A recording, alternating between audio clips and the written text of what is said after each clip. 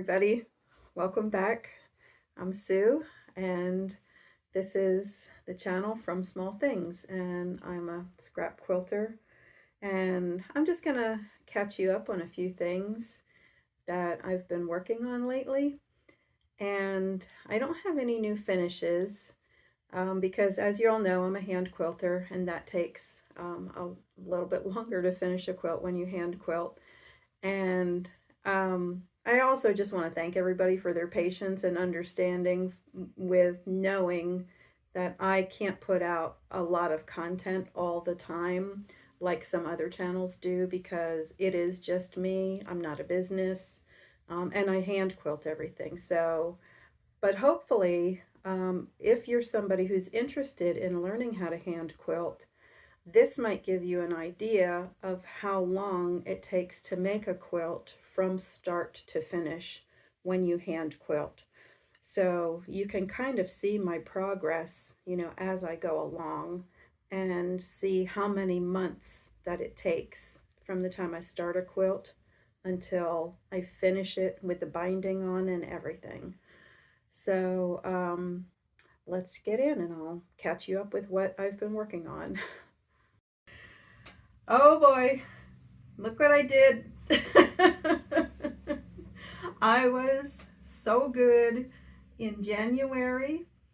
They had the 50-cent sale that I usually go to at the church, and I did not go because I have enough shirts. And they had one in February. I did not go. But the week after their 50-cent sale, they had a free day. I did go to that. So this is what I got. This is all free. All of this, everything in this box, I got for free. And I just want to be clear too, the sale is not, it's not a fabric sale. It's not billed as a fabric sale. I shop it like it's a fabric sale, but it's really used clothing. Some of it though, I think is new yet. It's really in good shape. And mostly household goods too. So the free day, they only have them 3 times a year. And so February was the first one. And they always do those the week after whatever their normal sale day is. So you're basically picking over things that were left over, from the first week. And for me, because I'm going after men's shirts anyway, it usually works out really good, because a lot of people, if they're looking for clothing, they're not necessarily going after button-down shirts anymore. So it's really good. And then I'll show you a few things that are in this box too. I have another box now. Okay, so most of them are just, a standard shirt, men's shirts. Oh, I was really happy to find another black one, because I had just used almost all of my black shirts in the Hunter Star quilt that I just made. So I was glad to get another black one. Most of them, they had a lot of blue ones this time. That's just a standard blue work shirt. This is a pretty one. That's a small gingham check. So you get the idea on the shirts. I think I have about, I think maybe 13 shirts. This one was, I really like the colors on this. It's blues and purples. And there's a texture on it, almost like, if you know what a seersucker is, it's almost like that, except much larger in scale. It's not the really tight little kind of textures on there. And that, especially once I press this will be great. I really like that one. And then here was another cute little find. I got this one in the children's section. This was a little girl's sundress, which is adorable. And it's always a bonus for me if I find something that has a ruffle on the bottom. That is great, because there's so much fabric on that once you cut that off and press it all open, there's a lot of fabric on there. So I love ruffles. Okay, and then another thing that I got was, this is a flannel sheet, and I don't know, I did see what size it was. I'm not sure what size, I don't know where the tag is right now, but it's really pretty. It's just a real pretty springtime kind of palette with, you know, like tulips on it. And I know this isn't going to be big enough for the back of a quilt, and that's fine, because I was already thinking maybe I could take some pretty pastel colors and just do whatever, 4-inch blocks or 5-inch blocks just all around this whole thing then, to make it big enough to build it up to the right size. So that's really pretty. And then another thing I got was, here's just an old-timey, old-fashioned pillowcase. And, you know, from now on, whenever I see things like this from this era, I'm going to pick it up. Because today's bedding, I don't know what they're doing with their fabrics, but they're not great. I'm not interested in them at all. But anyway, the old-timey ones like this. So I will either use this in quilting, in my patchwork, or I store all of my quilts in pillowcases when they're done. So even if I decide not to use this for patchwork, you know, it's a pillowcase. I'll use it. Free. Here's another pillowcase. Just, you know, just pretty fabric that is, you know, just a pale pink. I can put that in with anything. And then this piece here, I grabbed, you know, everything is just laying on a table. I mean, just really thrown on a table. So I couldn't really see exactly what this was. So I just grabbed it, and it almost looks like a quilter, kind of what got to it before they got rid of it. It's a sheet, and look how pretty it is. Except it looks like somebody used part of it already for something else, because there's parts that are cut off so it's not a full sheet anymore. So somebody already used part of it. But that's okay. I thought the roses and the colors, the pretty pink colors, were so nice. And for free. So that had to come home with me. But the one that I was really excited about was this one, because this is 100% cotton, and it's a duvet cover, which is basically like a giant pillowcase. So it has a front and a back. It's just a pretty green small check with a wider check border around it.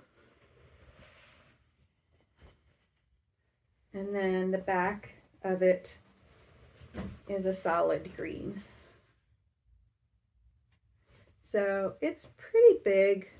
I know it's not big enough for the size quilts that I make, but my thinking on this is I'm going to remove the back, you know, cut off all the seams all around it, and then use the back to just make extra borders around the front in order to make it big enough for the back of a quilt. My plan is to use this for a quilt back. So that's a lot of fabric right there. And it coordinates beautifully. It's meant to go together. So it's going to look like I really planned this carefully on the back of a quilt. So that was great. I had a great day. So technically I didn't go to any sales because it was free. But it is what it is, right? And this is my work in progress. This is the one I'm currently hand quilting. This is the one that's been taking all my time. And I've been making good progress on it. I see the light at the end of the tunnel now. This is the pattern that's called Anything Goes. I got this from Missouri Star on their YouTube page. So as you can see, I still have all my edges on. I'm not quite done yet. I basically have to quilt a couple of rows that basically go right down from one corner down to the other corner. And I think there are about 5 more needles worth that have to go that way. And then I have the outside border to do, which I think you can see here. I pieced the outside border because I'm kind of on a kick right now to use up, like, or go through some of my scrap storage boxes and use some of the things that are in there. So you can see the whole border, I just stuck with a color theme so it would have some continuity. So these were all blues. So around the whole outside edge are just different blues. And I did just use, in my last video I showed you the Carolina chain that I just finished. And the binding on that one was all scrappy blues. And this one, it's a scrappy border. So I'm not going to put a scrappy binding on this one. So I'll probably put, well, I'll look in my binding box. I don't want to, you know, I don't know. And with this quilt too, I could put any color on really. And the back of this one is a sheet with a scrappy strip in it. So I'll see what I have that works well with this. But the next video that I do, I'm sure this will be finished by then.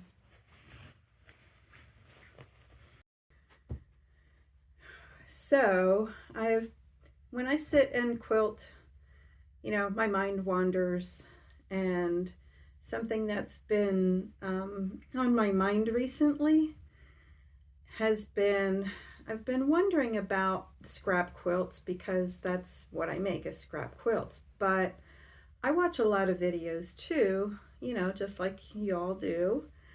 And I see people throw around that term a lot. They like the look of scrap quilts.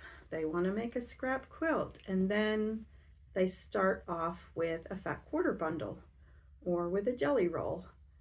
And I just think to myself, that's not a scrap quilt. Or is it? And so these are thoughts that have been going through my head, because I think that we all have a different idea in our heads, a preconception of what a scrap quilt is. But I think there are so many ideas out there, and we all think something different. And I think also there's a difference between making a quilt with scraps or just making a quilt that looks scrappy. Because some designers out there, some of their lines, I mean, they might have 42 different prints in that line. And so if you make a quilt just out of that bundle, you can really make it look scrappy. But in my mind, and this is just my thinking, these are just the thoughts that run through my head when I'm quilting, the reason I don't think that that's a true scrap quilt, and I don't even want to use that word true, that's wrong, I shouldn't do that, but is because it was carefully designed so that the colors and the patterns coordinate beautifully with each other. So no matter what pattern you choose, if you're starting with a pack like that, it's going to look gorgeous. And that's not what I'm doing. But then I started to wonder about some of the quilts that I even make. Are they really scrap quilts? So I have a couple of examples here that I kind of wanted to walk through with you to show my thinking about scrap quilts. And so the first one here is the Carolina chain that I just finished this one. So you saw this in the last video. And I think this is a scrap quilt. Here you can see, you know, there's a lot of colors in here. There's a lot of patterns in here. There are fabrics in here that span decades. I have everything from this pattern here, this multicolored pattern. That's an actual vintage piece of fabric there. I don't know what era it is. It could easily be 50 years old. And then others, of course, are newer, like this orange one is not that old. I have some in here. This was from a piece of clothing, this one. Oh, and this one too. Oh, this is probably my favorite fabric in the whole thing. This teal or bluish color with the dots, that's also actually a very old piece of fabric. And then right next to it, these here are pieces of a sheet that I had put on the back of a quilt, and this was part of the strip, you know, that I had trimmed off, you know, before I put the binding on. So, you know, that's what, you know, I think this is kind of what a lot of people think of when they hear the term scrap quilt. So, that one I think most of us could agree on. That's a scrap quilt. And it's scrappy also, very scrappy.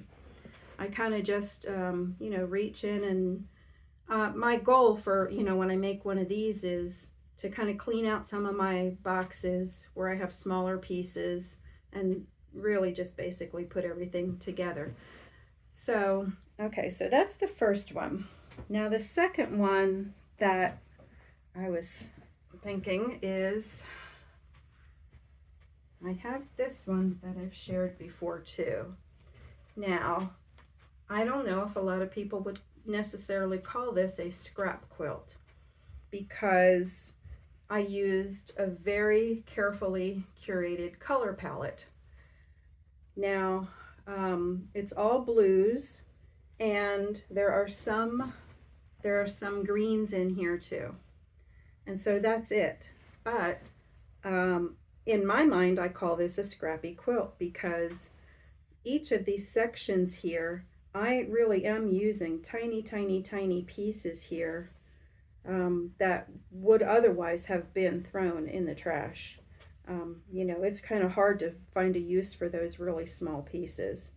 So even though this one is basically just a blue and white quilt, in my mind, I still call it a scrappy quilt. And it's made from scraps. So there's that one. And then the quilt behind me is made from men's ties. And this one, I don't know. I don't know if I would call that a scrap quilt or not, because I started with men's ties. They're not necessarily really cohesive in terms of, you know, all being in the same color palette or not. And also I put in some pieces of, I'm trying to find them now, of silk. If you can see this little piece here, this came from my stash. This is a piece of silk, but it's a solid color. And this blue up here too, that's Dupioni silk from my stash that I had. And so I'm not sure if this really would be truly considered a scrap quilt or not. What do you think? I don't know. I mean, it's cohesive in terms of it being all made from ties, but yeah, the colors are certainly not, you know, perfectly coordinated, you know, with each other.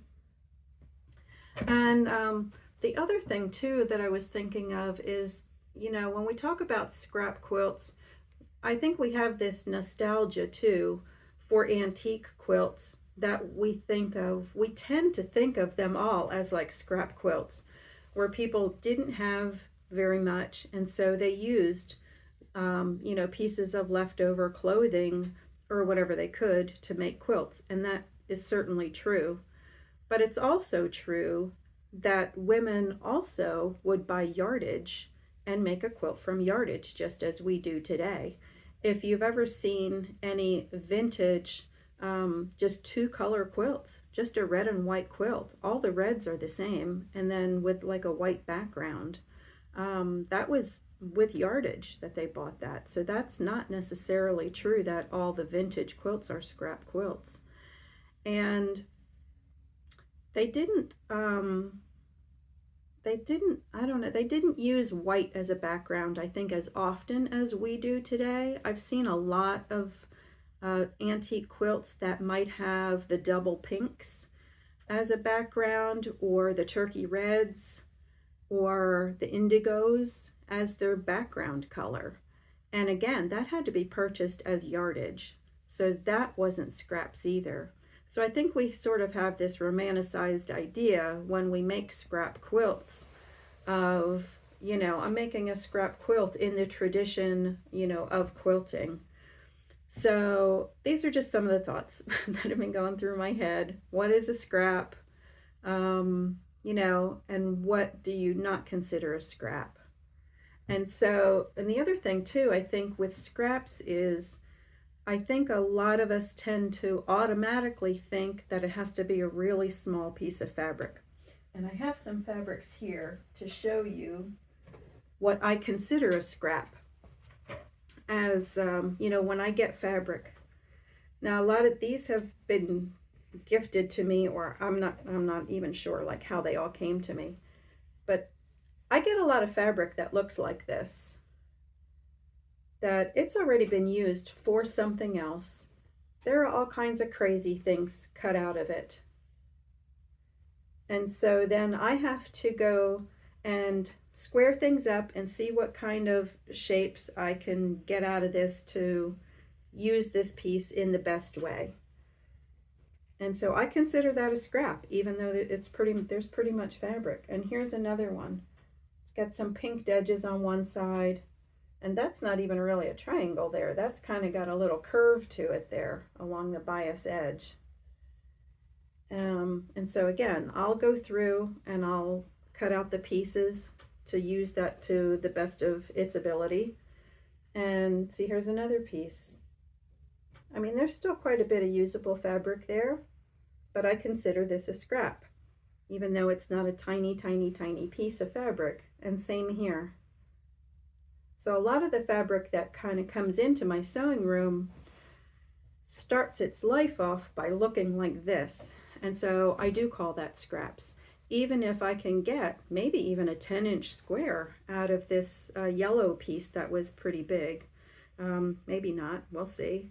But I think a lot of people, when they think of scraps, their mind just automatically goes to the small pieces, the really small ones, which of course I also think these are scraps.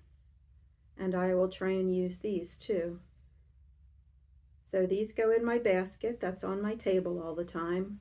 And then I usually just sew together. All my reds are together, all my blacks are together, all my blues are together.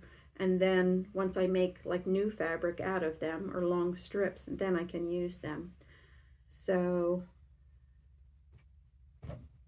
I'm really curious, because for all the videos I've watched, I've never really seen anybody ever like give a definition anywhere of what a scrap quilt is.